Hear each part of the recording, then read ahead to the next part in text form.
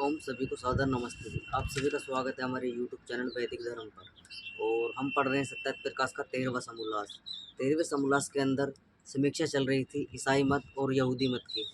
और कल की कक्षा में हमने पढ़ा था कि जो यहूदी मत है वो किस प्रकार से चला, ईसाई मत की जो तौरेत, ईसाई मत का जो एंजिल है यानी जो न्यू टेस्टामेंट है, और यहूदियों का जो ओल्ड टेस्टामेंट है उसके विषय में हमें जानकारी की। मूसा का जन्म जो है, जन्म का स्थान क्या था, कहाँ से जो है यहूदी धर्म चला, किसने उसको चलाया, तो हमने पूरा का पूरा विवरण जो है कल की कक्षा में पढ़ चुके थे। आज हम चर्चा करेंगे कुछ ऐसे ऐतिहासिक तथ्यों के विषय में जो न्यू टेस्टामेंट पर आधारित हैं, यानी कि एंजिल के जो भाग हैं, ऐसी तथ्य के विषय में चर्चा करेंगे जो ईसा मसीह से चर्चित है, ईसा मसीह के विषय में दर्शाता है कि ऐसा इतिहास में वर्णित है कि ईसा मसीह जो थे वो भारत आए थे। तो इस पूरे के पूरे दृष्टांत को हम समझेंगे किस प्रकार से ये लिखा हुआ है इतिहास के अंदर, और कैसे विदेशी जो इतिहासकार हुए हैं उन्होंने इसका, बहुत सारे इतिहासकारों ने जो इसका वर्णन अपने अपने ग्रंथों के यानी अपने अपने पुस्तकों के अंदर किया है, उसको भी हम समझेंगे। तो ये इतिहास के अंदर अंदर जो वर्णित घटनाएं हैं, क्योंकि जो ईसा मसीह का जन्म से लेकर 13 वर्ष तक का ही इतिहास मिल पाता है, उससे जो है 13 वर्ष से 30 वर्ष के मध्य का जो इतिहास है वो मिल नहीं पाता, क्योंकि एंजल यानी जो बाइबल है उसके अंदर जो इतना भाग जो है वो लिखा हुआ नहीं है इसके विषय में जानकारी, यानी अज्ञात जो जीवन उनका रहा उसके विषय में जानकारी बाइबल के अंदर लिखी हुई नहीं है। वो 13 वर्ष यानी बचपन से लेकर 13 वर्ष तक का ही उसके अंदर विवरण लिखा हुआ। उसके बाद जब 30 वर्ष के हुए, 30 वर्ष के बाद में जब उन्होंने लगभग 2-3 वर्ष तक जो है अपने ईसाई मत का प्रचार प्रसार किया, तब तक की घटनाएं जो हैं बाइबल के अंदर मिलती हैं। लेकिन उसके मध्य का जो विवरण है, मध्य जो उसका इतिहास रहा ईसा मसीह के जीवन, उन्होंने कहाँ पर अपना व्यतीत किया, उसके विषय में आज हम जानकारी पूरी की पूरी इसके अंदर पढ़ेंगे। किस प्रकार से इतिहासकारों ने उसको वर्णित किया है कि कहाँ उन्होंने अपने बीते हुए समय को बिताया, कहाँ उन्होंने अध्ययन किया, किस प्रकार की शिक्षा जो है उन्होंने प्राप्त की, और किस उस शिक्षा को प्राप्त करने के बाद में उन्होंने जो अपने ईसाई मत का प्रचार प्रसार जो चला है उसके विषय में बहुत महत्वपूर्ण जानकारी आज हम समझेंगे। तो जितने भी लोग चैनल से जुड़े हुए हैं चैनल को सब्सक्राइब कर लें, वीडियो को लाइक कर दें, कोई शंका है कमेंट बॉक्स में लिख दीजिए, चैनल पर नए हैं तो चैनल को सब्सक्राइब कर लीजिए, जिससे आने वाली वीडियो की नोटिफिकेशन आपको पहले ही शीघ्र आपको प्राप्त हो चुके। तो हम पूरे के पूरे इस इतिहास को आज समझेंगे, पूरे के पूरे जो विवरण है इसके अंदर लिखा हुआ है, क्योंकि ये सारे के सारे जो मत हैं ये विदेशी धरती पर सारे के सारे बने। यहूदी मत से ही ईसाई निकले, ईसाई से मुस्लिम निकले, तो उनका जो क्रिया है, एक मतलब जो इनका चलने का निकलने का एक तरीका है, जो इस तरीके से अपने विभाजित हुए एक दूसरे के पाखंडता के कारण। क्योंकि यहूदियों ने जो अपना मत चलाया था, यहूदी मत, वो बलि प्रथा, कुप्रथा और अंधविश्वास, जो जो फ़िरौन जो मिस्र का राजा था उसके अत्याचारों से बचने के लिए जो फ़िरौन ने यहूदियों पर अत्याचार किया कि भाई तुम अपने आप को जो है सो नास्तिक, अपने आप को देवता वहाँ घोषित कर लिया था कि मैं ही ईश्वर हूँ, मेरी पूजा करो। तो जो यहूदी लोग थे उसके कैद में, जिन्हें उन्होंने यहूदियों को गुलाम उन्होंने बना रखा था, जिसे हिब्रू जाति से यानी हिब्रू जनजाति कह सकते हैं, हिब्रू जनजाति के नाम से जाना जाता है इतिहास के अंदर, जो इतिहास वर्णित है उसके अंदर। तो उन हिब्रुओं को जो है उसने गुलाम बना रखा था, उन पर अत्याचार करता था। वो कहता कि मुझे सजदा करो, मुझे नतमस्तक हो मेरे आगे, और बलि प्रथा का, मांस मदिरा आदि का वो प्रचलन अपने करता था, बलि देता था पशुओं की। तो उसका विरोध जो है जो ईसाई यानी यहूदी लोग थे उन्होंने विरोध किया कि भाई हम तेरे अत्याचार इसको नहीं सहेंगे। इस प्रकार से जो है उनके जो कत्लेआम करने का जो प्रबंध था उसने करा दिया, कि उसको घोषणा कर दी कि भाई जहाँ भी यहूदी लोगों को पाया जाए उनको मारा जाए, कत्लेआम किया जाए। जितने भी ईसाई वहाँ पर यहूदी लोग थे उनका कत्लेआम होना प्रारंभ हो गया। तो वैसे पूरी की पूरी घटना हमने पढ़ी कि उसी के बीच एक मध्य एक बालक का जन्म होता है जिसका नाम मूसा होता है। मूसा का जन्म हुआ, और मूसा का जन्म जब हुआ तो मूसा जब बड़ा हुआ तो उसने देखा कि भाई, उसको पता चला कि मैं तो जो है यहूदी मत का ही हूँ, और ये जो मुझे राजा ने जिसके यहाँ फ़िरौन के यहाँ पर मैं पल रहा हूँ, क्योंकि ऐसा माना जाता है कि जब इस या मूसा का जन्म हुआ था तो उसके माता पिता ने 3 महीने तक उसको छुपा कर रखा। उसके बाद जो है, क्योंकि फ़िरौन ने आज्ञा दे रखी थी कि भाई, कि फ़िरौन ने आदेश दे दिया था कि भाई मुझे जो है यहूदियों का कोई भी बच्चा, यानी कि भविष्यवाणी इसके राज्य के अंदर कर दी गई थी कुछ भविष्यकार जो होते हैं उनके द्वारा, कि भाई जो तेरी मृत्यु जो है किसी ऐसे व्यक्ति के द्वारा होगी जिसका जन्म हो चुका है, तो उसने जो है पुरुषों को महिलाओं से अलग करना प्रारंभ कर दिया था, और जो बच्चे जन्म ले रहे थे उनकी हत्या करनी प्रारंभ कर दी थी। तो इसका आदेश जो है फ़िरौन के द्वारा दे दिया जाता है। उसी से बचाने के लिए जो यानी मूसा की माता थी, उन्होंने उनको नदी में, नील नदी में बहा देती हैं, और वो किसी कारणवश जो है बच्चा नील नदी से, जो एक छोटी नदी कटी हुई थी यानी फ़िरौन के राज्य के अंदर, वहाँ पर वो वापस उस नदी से उस टोकरी में बहते हुए आ जाते हैं, और फ़िरौन की जो बेटी है उन्हें उस मूसा को जो है उठा लेती है और अपने पिता के पास में ले जाती है। तो पिता उसके परवरिश करने की आज्ञा देता है कि ठीक है, क्योंकि फ़िरौन के एक ही औलाद थी, उसकी बेटी, उसके बेटा नहीं था फ़िरौन के, तो उसका पालन पोषण वो उसकी पत्नी जो है स्वीकार कर लेती है, वो करते हैं। बड़ा होता है तो उसको पता चलती है उसका मूसा का जो पूरा का पूरा पालन हुआ था वो एक राज्य परिवार के अंदर होता है। फिर बड़ा होता है, उसको पता चलती है कि भाई मैं तो यहूदी मत से हूँ। तो वो इसी प्रकार से जो है वो विरोध उनके फ़िरौन के विरुद्ध छेड़ देता है कि भाई तू इन पर अत्याचार क्यों करता है। इस प्रकार से उन्हें बचाकर जो है वो अपने इज़राइल देश, यानी जो उनका देश था यहूदियों को, वहाँ पर ले जाते। तो इस प्रकार का पूरा वृत्तांत हमने पढ़ा था। आज हम ईसा मसीह का जो दृष्टांत है कि भारत आए थे, ऐसा इतिहास के अंदर वर्णित है कि भी ईसा मसीह जो थे अपने बीते हुए समय में, यानी कि जो कुछ समय बाद 13 वर्ष की आयु में वो भारत जो है वो आ गए थे, और वहाँ पर उन्होंने लगभग 18-20 वर्ष तक जो है अपना अज्ञातवास में अपना अध्ययन बौद्ध भिक्षुओं के साथ में किया। तो पूरा का पूरा दृष्टांत को हम समझेंगे आज। तो जुड़े रहिए कक्षा के साथ में, ज़्यादा से ज़्यादा चैनल को सब्सक्राइब करें, वीडियो को लाइक कर दें, क्योंकि ये बहुत ही महत्वपूर्ण तथ्य हैं जो इतिहास के अंदर वर्णित हैं, लोगों के द्वारा जो बताए जाते हैं, कुछ हिरा फिरा कर ही बताए जाते हैं। ईसाइयों के द्वारा प्रचार प्रसार इस प्रकार का किया जाता है कि ईसा मसीह भगवान थे, ईश्वर के पुत्र थे। इस प्रकार का दृष्टांत पूरा का पूरा चलता है। ऋषि दंड ने पूरी की पूरी सत्यार्थ प्रकाश के अंदर समीक्षा इसकी की है। हम बहुत अच्छे प्रकार से इसको पढ़ेंगे। तो हम ईसा मसीह के विषय में पहले पढ़ लेते हैं, इनके जन्म किस प्रकार से हुआ, कौन इनके माता पिता थे, कल की कक्षा में पढ़ चुके, दोबारा से हम पढ़ लेते हैं इस इतिहास को। ईसा मसीह यानी ईसा जो यीशु है, उनका जन्म जो है 4 से लगभग 606 ईस्वी के आसपास पूर्व, यानी फिलिस्तीन, ईसा पूर्व यानी फिलिस्तीन जो इज़राइल और फिलिस्तीन के अंदर ही, जो फिलिस्तीन के अंदर ही इज़राइल एक देश है छोटा सा, वहाँ के जो बेतलहम नाम की जगह है, वहाँ पर यरूशलेम के पास ही, तो वहाँ पर बेतलहम के नगर में, यानी बेतलहम स्थान पर ही ईसा मसीह का जन्म हुआ था। इनके पिता का नाम तो यूसुफ और माता का नाम जो था मरियम था, क्योंकि ऐसा माना जाता है कि ईसा मसीह का जो जन्म है वो कुंवारी मरियम से हुआ था, क्योंकि ईश्वर के द्वारा यानी दूत जो फरिश्तों के द्वारा एक भविष्यवाणी की गई थी कि जो मरियम के गर्भ के अंदर शिशु है वो कोई साधारण शिशु नहीं है। इस प्रकार का दृष्टांत मिलता है कि वो ईश्वर के द्वारा भेजा गया दूत है। तो इस प्रकार का बिना बिहाई माता ही वो गर्भवती थी, मरियम जो थी, उनसे ही ईसा मसीह का जन्म हुआ। इस प्रकार का दृष्टांत इतिहास के अंदर वर्णित है। लोगों को हिरा फिरा कर इतिहास बताया जाता है कि भाई जो मरियम थी वो कुंवारेपन में ही गर्भवती हो गई थी ईश्वर के द्वारा, इस प्रकार से। लेकिन ये तथ्य ठीक नहीं है, ईश्वर के द्वारा ऐसे कोई भी कार्य नहीं होते। वो इतिहास में गलत तथ्य को छापा गया है। वास्तव में सत्यता है वो किसी ऐसे व्यक्ति से ही गर्भवती थी जो अपने आप को ईश्वर का दूत कहता था, ईश्वर अपने आप को बताता था, तो उसी से वो गर्भवती हुई थी। लेकिन उनकी सगाई जो थी यूसुफ नाम के व्यक्ति से हो चुकी थी। तो यूसुफ ने जो है जब वो पूरा का पूरा दृष्टांत सुना मैरी से कि भाई उनको एक ईश्वर दूत पुत्र की प्राप्ति होने वाली है, तो यूसुफ ने जो उनको स्वीकार कर लिया, उससे शादी विवाह कर लिया। और तो यूसुफ जो है उसके वैसे जन्म देने वाले पिता नहीं है, लेकिन पालने वाले पिता जो हैं यूसुफ हुए हैं ईसा मसीह के। तो वहाँ से जो है वो पालन पोषण जो है इस यूसुफ के द्वारा किया जाता है ईसा का। तो यूसुफ का जो जन्म है एक चरवाहे के परिवार के अंदर हुआ था, ऐसा माना जाता है, इतिहास के अंदर वर्णित है। क्योंकि जो ईसा मसीह का परिवार था वो बहुत ही गरीब परिवार, यानी चरवाहा, यानी भेड़ बकरियों को चराने का कार्य वो करते थे। तो इस प्रकार का कार्य जो यीशु यानी यीशु के माता पिता यानी यूसुफ के द्वारा किया जाता था, वैसे पुश्तैनी काम उसका बढ़ई का भी था, बढ़ई का कार्य भी करते थे। तो वहाँ पर उसका जन्म होता है यीशु मसीह का। तो इस प्रकार से इनके जन्म का पूरा दृष्टांत इसके अंदर लिखा हुआ है। तो इनकी जो माता थी नाजरत नाम का एक शहर है गलीलिया प्रांत के अंदर ही, वो भी इजराइल यानी फिलिस्तीन के अंदर ही है। वहाँ की इनकी माता थी। तो ऐसा माना जाता है जब इनका जन्म हुआ था यानी ईसा मसीह का, तो कुछ भविष्यकारों के द्वारा ऐसी भविष्यवाणी कर दी गई थी कि भाई बहुत ही सुंदर एक बालक का जन्म हुआ है।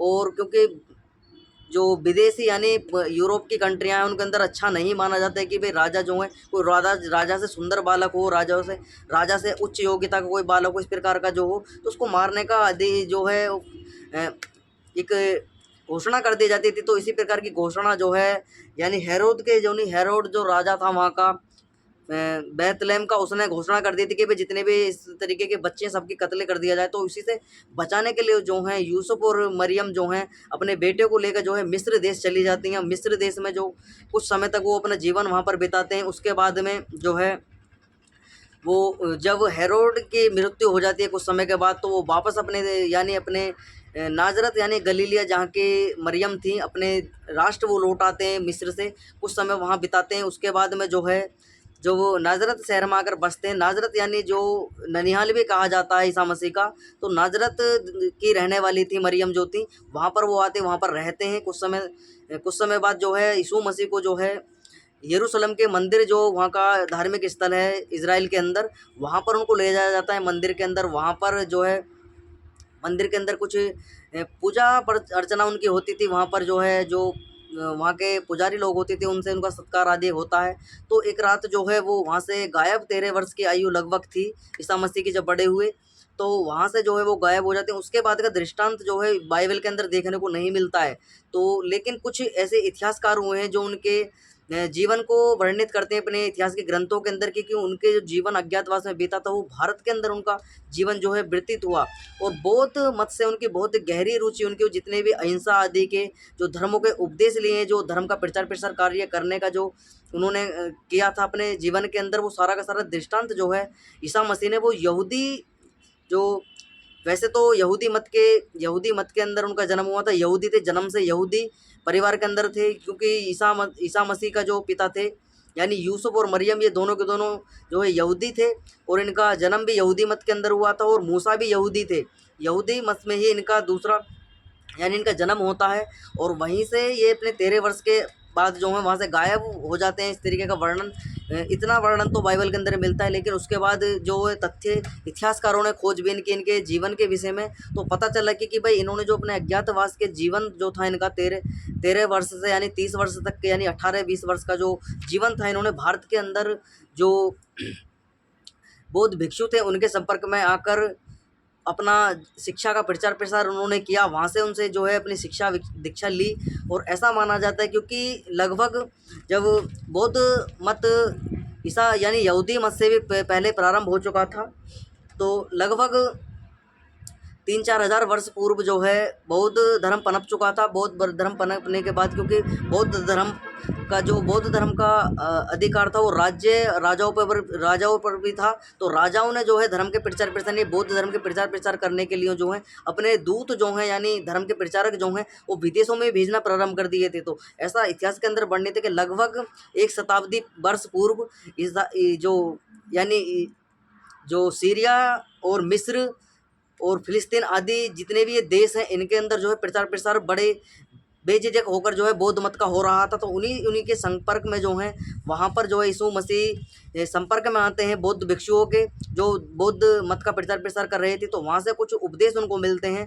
तो ऐसा इतिहास के अंदर वर्णित है कि उनके संपर्क में आते हैं, और संपर्क में आने के कारण तो बौद्ध भिक्षुओं के द्वारा जो संपर्क में आते हैं, तो उनको कुछ ऐसा उनको रास्ता बता दिया जाए। शिक्षा लेने के बाद वो भारत गमन कर जाते हैं कि भाई भारत भ्रमण करते हैं, भारत के अंदर वो आते हैं, भारत के अंदर बौद्ध भिक्षुओं के संपर्क में आकर अपना जो है अहिंसा आदि के वो उपदेश आदि सुनते हैं, शिक्षा जो लेते हैं, बौद्ध ग्रंथों की शिक्षा थी। इस प्रकार का वर्णन जो है इतिहास के अंदर मिलता है कि उन्होंने अपना जीवन जो है 18-20 वर्ष जो नहीं अज्ञात का जो वर्ष थे वो भारत के अंदर बिताए थे। और जितने भी मूलभूत शिक्षाएं जो ईसा मसीह के उन्होंने उपदेश आदि दिए थे, वो सारी की सारी बौद्ध उपदेश थे उनके, जो उन्होंने ले जाकर अपने इजराइल के अंदर जब यहाँ से वो शिक्षा ली, तो यहाँ से अपने गलीलिया प्रांत यानी नाजरत देश वो गए।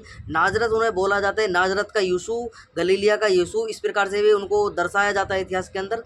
तो वहाँ से जब वो अपना शिक्षा लेकर वो अपने वापस देश लौटे, तो वहाँ पर जाके जो है लोगों को उपदेश देना उन्होंने प्रारंभ कर दिया कि भाई अहिंसा का उपदेश देने लगे, अपना आप को जो है इस प्रकार का सारा उपदेश उनके द्वारा देने लगे कि मैं ईश्वर का पुत्र हूँ, मैं जो है ईश्वर ने मुझको दूत बनाकर भेजा है, मैं यहूदियों के लिए एक जो है उनको जो पाखंडता, रूढ़िवादिता, मांसाहार, बलि प्रथा, मूर्ति पूजा, इस प्रकार का जो प्रपंच इनके अंदर चल चुका है उसको नष्ट करने आया हूँ। क्योंकि यहूदी मत जब खड़ा हुआ तो उसके अंदर ये सारी की सारी व्यवस्था उसके अंदर नहीं थी। वो शुद्ध एक ईश्वरवादी यहूदी मत था, वो एक ईश्वर की उपासना करता था, निराकार ईश्वर की उपासना वो करते थे।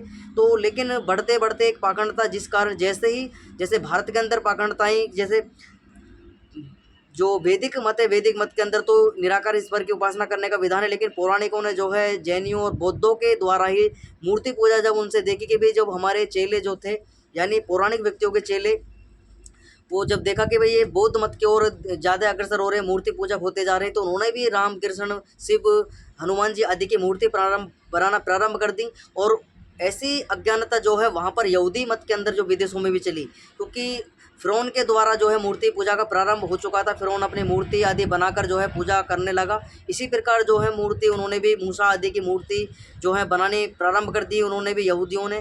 और बलि प्रथा और इस प्रकार का जो है पाखंड, शराब, मदिरा, मांस आदि खाना प्रारंभ कर दिया। क्योंकि यहूदी मत ने जब फ़िरौन का विरोध किया था तो मांस, बलि प्रथा, मांसाहार, मद्य, दारू और इस तरीके के जो व्यभिचार फ़िरौन के द्वारा चला दिए गए, उनके विरुद्ध में अपना प्रचार प्रसार किया था। तो वहाँ से यहूदी मत खड़ा हुआ था।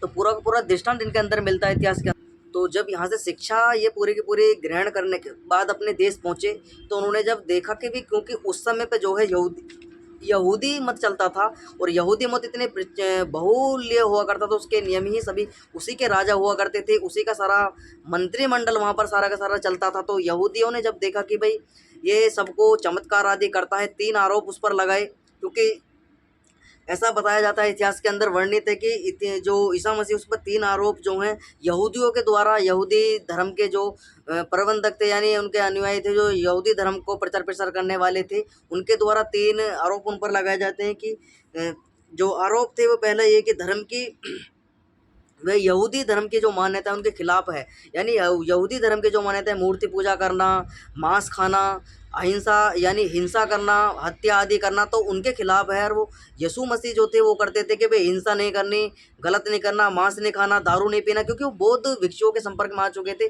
बौद्ध भिक्षु जो है मांसाहार के खिलाफ थे। अहिंसा का उपदेश जो है गौतम बुद्ध के द्वारा दिया जाता था, और अहिंसा का उपदेश जो था गौतम बुद्ध ने वो वेदों से वर्णित यानी वेदों से ही वो ग्रहण किया था। वेदों से ग्रहण करने के बाद बौद्ध मत में गया, बौद्ध मत से ही यहूदी मत के अंदर उसका प्रारंभ हुआ, यानी ईसाई मत के अंदर वो प्रचार प्रसार हुआ। तो सारी के सारी अहिंसा की शिक्षा भारत से ग्रहण करने के बाद, बौद्ध भिक्षुओं से ग्रहण करने के बाद जो है प्रचार प्रसार करने का बेड़ा, उपदेश करना जो है यीशु मसीह ने प्रारंभ कर दिया। जब बौद्ध भिक्षुओं को यानी क्षमा चाहूँगा, जब यहूदी मत के धर्म प्रचारकों को ये पता चला कि भाई यह तो जो है कोई नया मत चलाना चाहता है, और लोगों को चमत्कार आदि करता है, लोगों को रोग दूर करने की बात करता है, लोगों को अपने आप को ईसा मसीह यानी आपको मूसा का यानी यहोवा का, ईश्वर का यानी जो है पुत्र अपने आप को बताता है, और कहता है कि मैं पैगंबर हूँ, मैं ईसा पैगंबर हूँ, और मैं जो है जो तुम यहूदी लोगों को जो है एक नई यानी कि जो तुम्हारी खोई हुई संस्कृति है उसको वापस लौटाना है, उस प्रकार का उपदेश देता है लोगों को। तो वो सारी की सारी बातें उनको खलल कर गई, उनको पची नहीं। उन्होंने देखा कि भाई ये तो हमारे मान्यताओं के खिलाफ जा रहा है, कोई अलग मत ये चलाने का प्रयत्न ये कर रहा है। तो इस प्रकार से जो है जो यहूदी लोग थे उनके द्वारा जो है उसको दंडित करने की प्रक्रिया प्रारंभ कर दी जाती है कि भाई ये जो है हमारी मान्यताओं में खलल पहुंचाता है, हमारी बलि प्रथा पर जो है उसको बंद कराना चाहता है, मांसाहार पर रोक लगाना चाहता है, दारू पीना जो एक यहूदी मत के अंदर नहीं था, लेकिन दारू, मांस, मदिरा आदि सब कुछ की ये रूढ़िवादिता, पाखंडता जैसी पौराणिक व्यक्तियों के द्वारा वाम मार्गी जैन बौद्धों के अंदर, भारत के अंदर पनपी। यानी ऐसे ही कुप्रथा जो है विदेशी यानी इजराइल यानी फिलिस्तीन और मिस्र, सीरिया आदि देशों के अंदर पनप चुकी थी। इसी प्रकार से जो है पूरा का पूरा यहूदी मत और यहूदियों ने देखा कि भाई इसका दंड इसको देना चाहिए, तो उसको राजा के समक्ष पकड़ कर ले जाया जाता है यीशु मसीह को। तो जब राजा के समक्ष वो उन्हें पेश किया जाता है तो उन पर जो है काफ़ी यातनाएं जो है यीशु मसीह को दी जाती हैं कि भाई तू हमारे धर्म के खिलाफ है, हमारी मान्यताओं के खिलाफ है, तो इस प्रकार से जो दंडित किया जाता है और उनको दंडित करते करते कोड़े आदि बरसाए जाते हैं यीशु मसीह पर। ऐसा बताया जाता है कि एक शिष्य जो इनका 12 शिष्य इनके बताए गए हैं। 12 शिष्य जो हैं बौद्ध यानी गौतम बुद्ध के 12 शिष्य थे और ईसा मसीह के 12 शिष्य। एक 12वें यानी एक शिष्य ने जो नहीं जिसका नाम जोडास बोला जाता है, उसने जो है एक मुखबरी यानी सोने आदि चांदी के सिक्कों के लालच के कारण जो है इसकी मुखबरी कर दी थी कि जो यीशु मसीह है वो दूसरे धर्म का प्रचार प्रसार कर रहा है इस प्रकार के।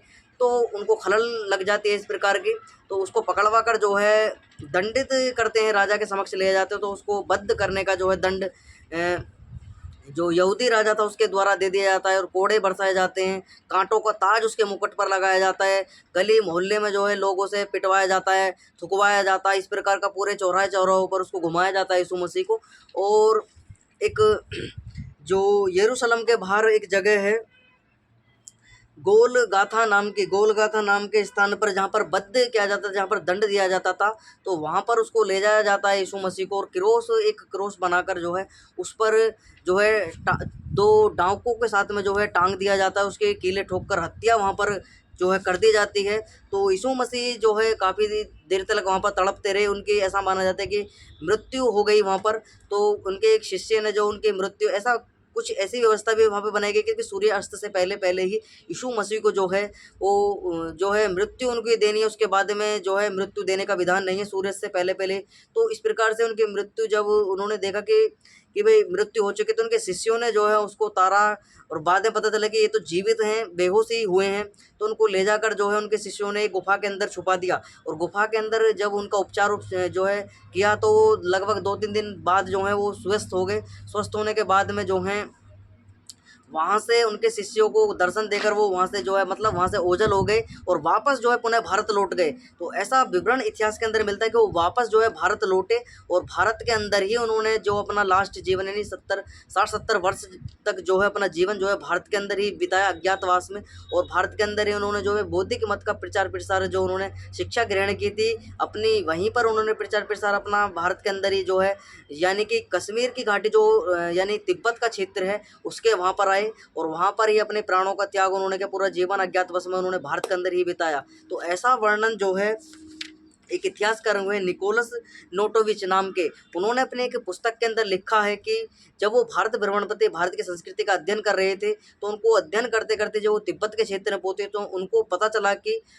एक लामा जो बौद्ध धर्म के प्रवर्तक होते हैं यानी बौद्ध मत के प्रचारक होते हैं, उनको लामा तिब्बती भाषा में कहा जाता है। ऐसे लामा से उनका संपर्क हुआ तो उस लामा ने बताया कि भाई यहाँ पर एक ईसा यानी यीशु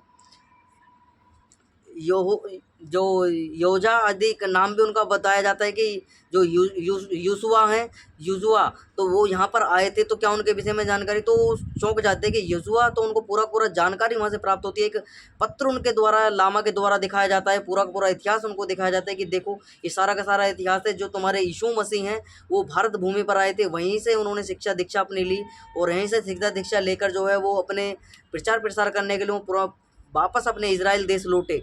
तो यहाँ पर उन्होंने शिक्षा दीक्षा ली। तो वो पूरा का पूरा निकोलस नोटोविच जो व्यक्ति है पूरा इतिहास अपने एक पुस्तक के अंदर वर्णित करते हैं।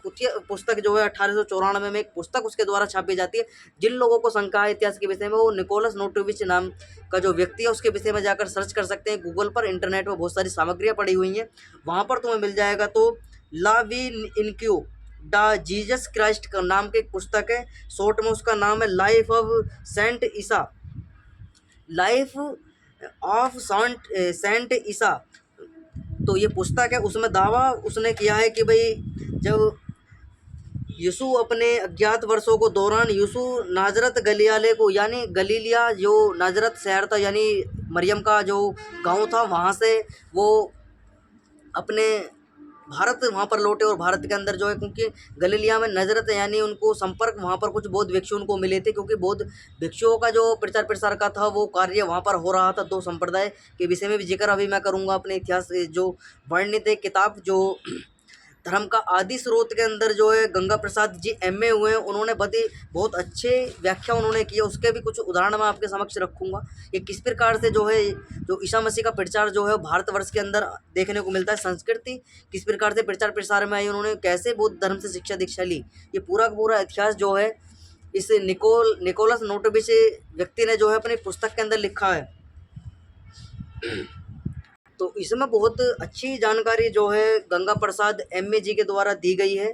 तो उसी के आधार पर, क्योंकि उन्होंने जितने भी विदेशी इतिहासकार हुए हैं उनके ग्रंथों के अंदर पूरा का पूरा ईसा मसीह का इतिहास लिखा हुआ है, घटनाएं लिखी हैं उनके जीवन से रिलेटेड। वो सारी की सारी घटनाएं जो हैं गंगा प्रसाद एम.ए. जी जो पूर्व जस्टिस भी रहे हैं, उन्होंने ये सारा का सारा अपने जो धर्म का आदि स्रोत नाम की पुस्तक है उसके अंदर लिखा। उसका दृष्टांत मैं आपको समक्ष रखूँगा कि एक लेखक हुए हैं रमेश चंद्र दत्त। रमेश चंद्र दत्त लिखते हैं कि बौद्ध धर्म के सदाचारिक सिद्धांत और शिक्षाएं ईसाई मत के सिद्धांतों से इतने मिलते जुलते हैं कि बहुत दिनों से इन दोनों धर्मों के मध्य कोई संबंध होने का संदेह किया जा रहा है। तो ऐसा जो कि यूनान जो देश है बुद्ध, उसमें लिखते हैं ऋषि जो रमेश चंद्र लेखक हुए हैं उन्होंने लिखा है कि सिद्धांतों से मिलते जुलते हैं। तो इसकी बहुत दिनों से शंकाएं जो हैं ऐतिहासिक घटनाओं के आधार पर प्रतीत हो रही थी। तो बहुत दिनों से धर्मों के मध्य कोई संबंध होने का संदेह किया जा रहा है। यूनान में बुद्ध की शिक्षा ईसा मसीह के जन्म से बहुत पूर्व, तो यूनान यानी जो इराक, बगदाद और जो क्षेत्र है, यूनान बुद्ध की शिक्षा ईसा मसीह के जन्म से बहुत पूर्व प्रवेश कर चुकी थी। महाराजा अशोक के गिरनार, तो जो महाराजा अशोक हुए हैं जिन्होंने बौद्ध मत स्वीकार कर लिया था, तो वहाँ से गिरनार का जो क्षेत्र है के शिलालेखों से पता चला है कि उनके राज्य के काल में बौद्ध प्रचारक सीरिया देश में अपना धर्म फैलाने के लिए गए थे। तो अशोक के जो शिलालेख है, गिरनार का जो क्षेत्र है, वहाँ से कुछ शिलालेख ऐसे मिले हैं कि उसमें लिखित रूप में उन शिलालेखों में पता चलता है कि जो अशोक था, यानी जब बौद्ध मत का प्रचार प्रसार राजाओं के ऊपर आ चुका था, राजा बौद्ध बन चुके थे, राजाओं ने जो प्रबंध बौद्ध मत के प्रचार प्रसार का किया था, तो उन्होंने अपने जो बौद्ध मत के प्रचारक थे वो विदेशों में भेजने प्रारंभ कर दिए। तो लगभग ईसा से 1 शताब्दी वर्ष पूर्व तो वहाँ पर बौद्ध मत का प्रचार प्रसार हो रहा था। तो वहीं से जो है बौद्ध मत के संपर्क में जो है ईसा मसीह आए और वहीं से बौद्ध शिक्षा उन्होंने कुछ गुण वहाँ से लिए। उसके बाद गुण लेने के बाद में जो है वो भारत गमन कर गए, भारत के अंदर आए और भारत के अंदर काफ़ी अज्ञातवास में जो है उन्होंने 18-20 वर्ष जो अपने बिताए और यहीं से बौद्ध शिक्षा ग्रहण करने के बाद उन्होंने अहिंसा, मांस ना खाना, बलि प्रथा आदि ना देना, इस प्रकार की जो अहिंसा के उपदेश थे उन्होंने जाकर अपने देश में जाके प्रारंभ कर दिए। जो ईसाइयों को जो ओल्ड टेस्टामेंट यानी जो यहूदियों का ओल्ड टेस्टामेंट है उस पर खरे नहीं उतरे, उन्होंने उसको देखा कि भाई ये हमारे जो पुराना नियम है यानी यहूदी यानी मूसा का जो नियम है उस पर खरे नहीं उतर रहे, उसकी अवहेलना मात्र की जा रही है। ये जो मूसा तो मांस भी खाते थे, मूसा जो है इस प्रकार के बहुत सारे दृष्टांत उनके द्वारा दिए गए। भाई मूसा तो मांस खाते थे, मूसा बलि प्रथा के खिलाफ नहीं थे, लेकिन ये बलि प्रथा जो है, लेकिन वास्तव में यहूदी मत जब चला था ये मूसा के समय, जब मूसा ने विरोध किया था, तो मूसा ने जो है विरोध किया था बलि प्रथा का, मांसाहार का, मूर्ति पूजा का, ये सारे के सारे के विरोध में जो अपना एक मत चलाया था ईसाई यहूदी मत। लेकिन बाद में कुप्रथा पाखंडता के कारण वो यहूदी मत भी एक पाखंडता का आक्रोश में आ गया, वो भी इस प्रकार की पाखंडता उसके अंदर पनपने लगी। उसी के बाद में एक बालक का जन्म होता है जिसका नाम ईसा मसीह की चर्चा हम कर रहे हैं।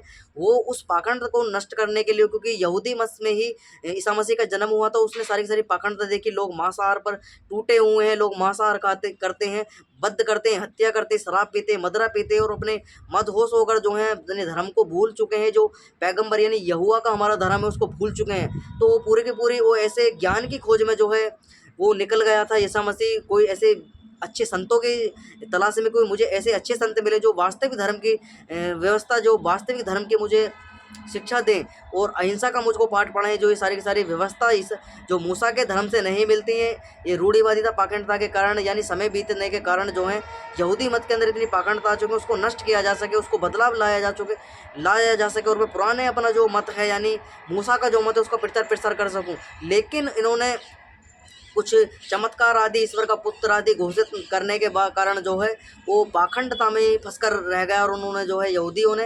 अपनी अविवेलना देखकर, अपनी तौहीन देखकर, इस प्रकार का जो अपना जो है अपमान देखकर जो है ईसा मसीह को जो है सूली पर लटका दिया, उसकी हत्या जो है कर दी गई। आगे लिखते हैं रमेशचंद्र दत्त जी। तो अशोक के गिरनार में जब ये सारे के सारे शिलालेखों पर दृष्टांत सारे के सारे मिले तो सूर्य देश में अपना धर्म फैलाने के लिए गए थे।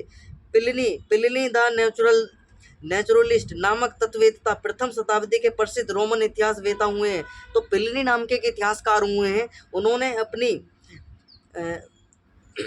तत्ववेदता नाम की एक पुस्तक है, उसके अंदर लिखा है कि फिलिस्तीन से ईसा से कोई 1 शताब्दी वर्ष पूर्व एसनेस एसनेस प्लस नामक संप्रदाय का उल्लेख करता है।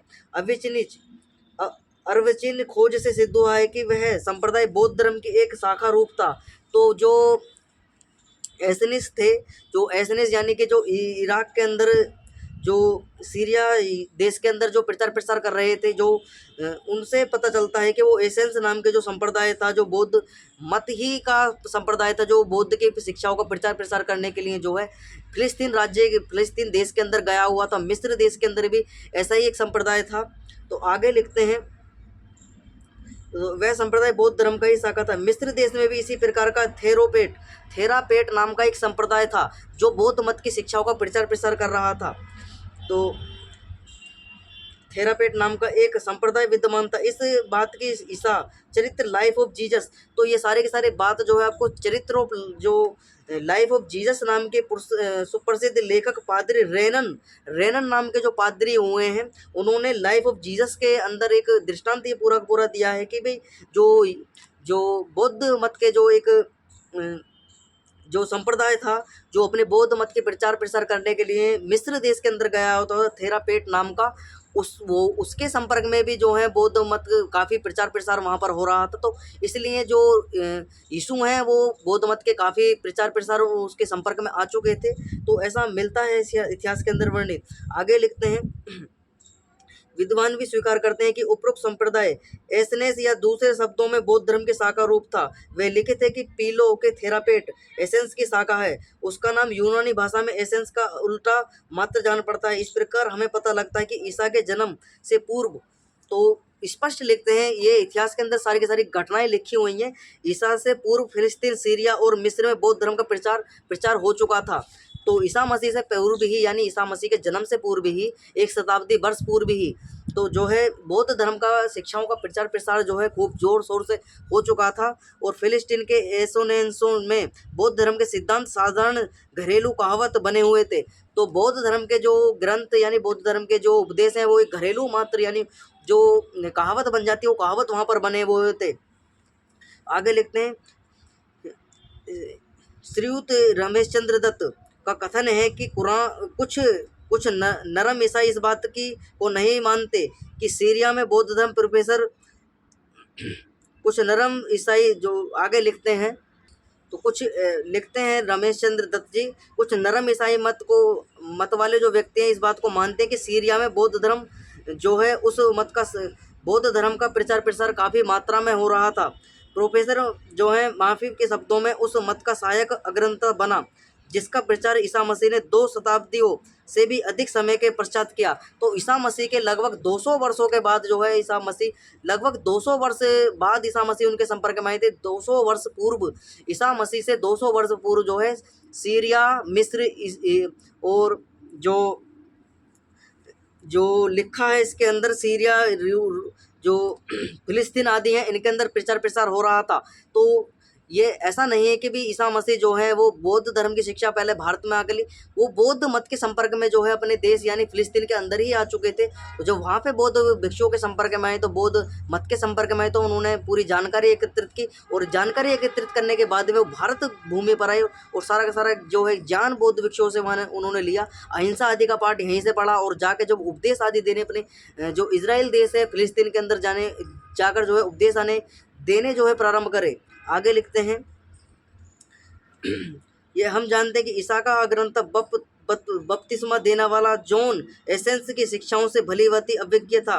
कुछ ग्रंथकारों की सम्मति है कि वह संवेदी एसेंस अर्थात बौद्ध था। तो बपतिस्मा जो होता है कि एक शिक्षा मात्र का होता, जो है एक दीक्षा की परंपरा होती है, तो बपतिस्मा उसे कहा जाता है। तो जो एसेंस नाम का व्यक्ति था, जो जॉन एसेंस जो था, एसेंस यानी एसेंस एक संप्रदाय था बौद्ध मत का ही, तो वो अपने पीछे एसेंस लिखते थे। तो उस एसेंस के जॉन एसेंस से ही बपतिस्मा यानी जो ईसा मसीह थे उन्होंने बपतिस्मा यानी दीक्षा बौद्ध धर्म के जो भिक्षुक थे उनसे उन्होंने बपतिस्मा ली। बाद में पता चलता है कि वो एसेंस यानी जो जॉन था वो जो कुछ इसका कहते वो एसेंस अर्थात बौद्ध था। तो कुछ इतिहासकार लिखते हैं कि शिक्षाओं से भली भांति अवज्ञ था। तो वो एसेंस जो था वो बौद्ध शिक्षाओं से भली भांति उसको जानकारी थी, और बाद में पता चला कि वो इतिहासकार लिखते हैं कि वो एसेंस जो था वो ईसा मसीह यानी ईसा मसीह को जिसने दीक्षा दी थी, एसेंस यानी जॉन बपतिस्मा देने वाला जॉन जो था वो एक बौद्ध भिक्षु था। तब यह स्पष्ट है कि हजरत ईसा मसीह ने बपतिस्मा देने वाले से बौद्ध धर्म की शिक्षा और संस्कारों के संबंध में बहुत कुछ ज्ञान प्राप्त किया है।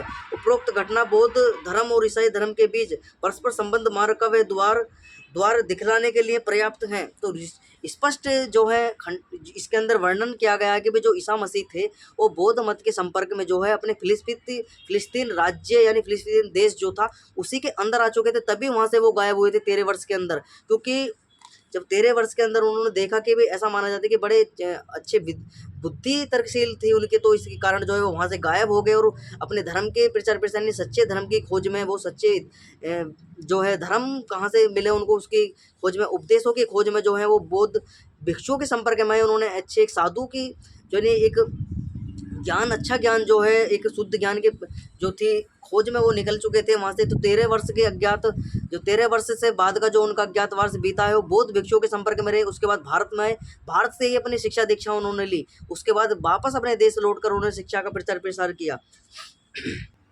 तो ये बहुत सारी बातें जो हैं विदेशी इतिहासकारों ने बताई हैं कि भाई हमने माना है कि विदेशी जो इतिहासकार हुए हैं वो भी कहते हैं कि हमने ये सिद्ध किया है कि ईसा के जन्म काल से पूर्व फिलिस्तीन में बौद्ध धर्म का प्रचार हो चुका था। दीक्षा तथा जोनान द बपिस्ट द्वारा स्वयं हजरत ईसा को भी उससे संपर्क हुआ। हमने यह बातें भी सिद्ध की है कि ईसाई और बौद्ध धर्म के उपदेश, संस्कार, कृत्य, मंदिर निर्माण विधि आदि विषयों में इन्हीं नहीं प्रयुक्त उनके संस्थापकों की जीवनी संबंधी घटनाओं तक में विचित्र दृश्यता मौजूद है।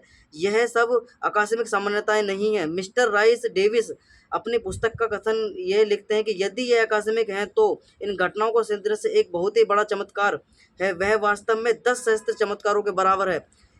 हिवर्ट लेक्चर पृष्ठ संख्या 188 193 पे हमारे सामने जो घटनाएं मौजूद हैं उनके होते हुए उस परिणाम पर पहुंचे असंभव है कि ईसाई मत बौद्ध धर्म का ऋणी है। और मैक्स मूलर जैसे कई ग्रंथ जो इतिहासकार हैं वो भी लिखते हैं कि यह बात स्वीकार करने को बाध्य है कि जब यह सिद्ध करने के लिए प्रमाण दिए जाते हैं कि ईसाई मत की सच्चाइयाँ उससे